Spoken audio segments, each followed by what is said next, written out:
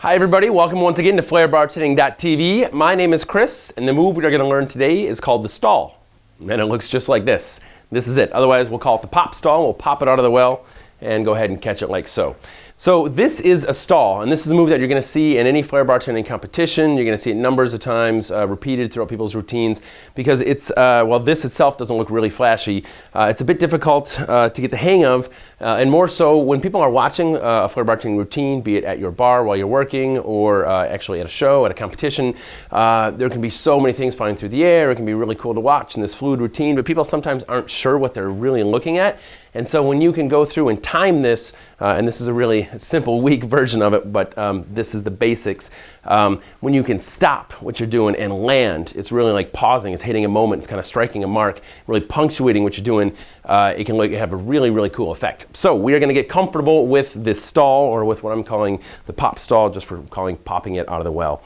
Really, I'm going to set this down here, grab my practice bottle. The basics and the mechanics of getting this down starts with your hand and your grip, and then it's just a matter of practice. This is one of those where you're going to want to try doing the pop part 100 times, and hopefully you get it 2 or 3, and then you're going to do another 100 times, and hopefully you get it 5 or 6, and then we're just going to go from there. Your muscle memory will play a lot into this move, so just practice this one until you get it down. But the grip, how you actually hold the bottle, is really key. I'm going to teach you how I do it. I've seen at least a dozen different ways. Some people will put their hand out like so and catch it like this. Other people will catch it all the way back here, almost on their wrist. But I also get emails sometimes from people saying, my hands are too small for that move. That's just never going to happen. And to that, I say BS.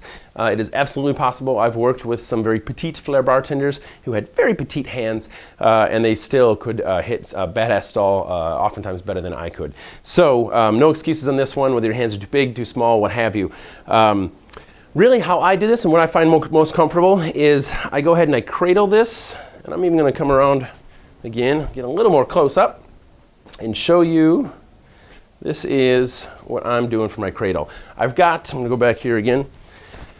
It's really, I do my 2 outer fingers, this the pointer and your pinky finger. I do them almost like horns up, like you're at a rock show, and I put my 2 middle fingers down. And what that helps me do is when I put the very center of the bottle on my very center middle finger knuckle, if I do that and I rest it lightly, make sure your hand is, flat. And if I rest it nicely there, I've got these 2 on the outsides that will kind of nicely cradle it from falling to the side. And these 2 down here that'll also kind of help balance it from going back and forward. So that is the grip that we want to have. So find a grip that works for you. If my grip works good for you, and you'll know if it works good because you can move a little bit, then that's great, use that. If you find that if your fingers out like this is more comfortable for you, there's no wrong answers to this. The right answer is just being able to land that stall though. Being able to hold it right here. So to get comfortable like this, if you just want to sit, like I said, we're going to be practicing that muscle memory.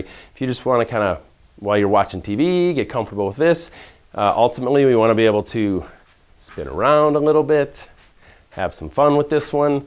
That's the stall, get comfortable with holding it. Then once we are comfortable with holding it right there, and of course, as always, we want to make sure we're getting ambidextrous. Practice with your other hand as well. I still got it. Then we want to have the pop stall we're going to throw in, because this is what's going to make it a little more difficult, showing that we can actually put our hand under there and catch that. So what we're going to do is we're going to lift up with the bottle, holding it really from the neck. We want to make sure we're not pulling it back towards us. We don't want this throw to kind of come like so. We want to keep it straight up and down, which will make it easier to stall it.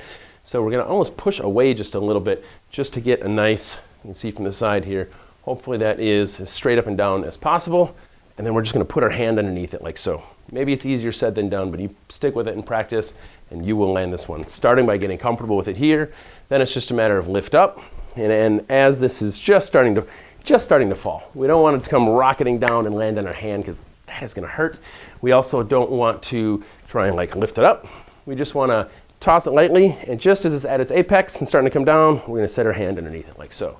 So that, et voila, and you may have to kind of move your hand a little with it to cradle it, what have you. That is the stall and the pop stall. Get this one down, because we're going to have some really cool variations of this one coming up. Good luck, and as always, practice, practice, practice.